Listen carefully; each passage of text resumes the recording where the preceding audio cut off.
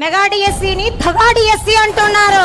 వీళ్ళు చూసారా, దగా డిఎస్సీనో ఇది మెగా డిఎస్సీనో రాసిన వాళ్లకు తెలుస్తుందండి ఇది మెగానో గగానో. అహర్నిశాలు కష్టపడి పిల్లలు లేక భర్త అందరినీ వదిలి సంసారాన్ని సర్వం వదిలిపెట్టి కష్టపడి చదివి ఉద్యోగం తెచ్చుకుంటే ఇప్పుడు మాట్లాడే మాటలు మెగా డిఎస్సీ కాదా, దగా డిఎస్సీ అంట. ఎలా దగా డిఎస్సీ అయింది, ఎలా అవుతుంది ఇది దగా డిఎస్సీ? దగా డిఎస్సీ కావడానికి లోకేష్ గారు కానీ వాళ్ళ నాన్నగారు అయినటువంటి చంద్రబాబు నాయుడు గారు కానీ అసలు డిఎస్సీనే నిర్వహించినట్టు.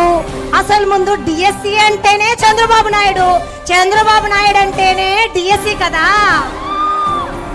అలాంటి చంద్రబాబు నాయుడు గారిని వాళ్ళ కుమారుణ్ణి ఎత్తి పొడిచే మాటలు మాట్లాడుతున్నారు మన జగనన్న గారు. ఇదేమన్నా న్యాయమా? అసలు ముందు చాలా షేమ్. అసలు ముందు 5 సంవత్సరాల పాలనా కాలంలో ఎన్ని డిఎస్సీలు నిర్వహించారండి మీరు? ఒక్కటన్నా నిర్వహించారా? ఒక్క జాబ్ అన్నా ఇచ్చారా? అసలు ముందు ఇవ్వకపోను ఇచ్చిన వాళ్ళ మీద బురద చల్లడం. ఆయన ఏదో వచ్చాడు 16,347 మందికి కుటుంబాలకి ఆయన గొప్ప వరాన్ని ఇస్తే దీన్ని దగా డిఎస్సీ అంటారా? ఇది దగా డిఎస్సీనా? ఈ డిఎస్సీ దగా డిఎస్సీ కాదు.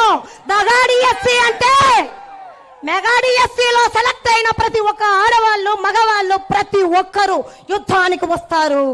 సో ఇది దగా డిఎస్సీ కానే కాదు, మెగా డిఎస్సీ.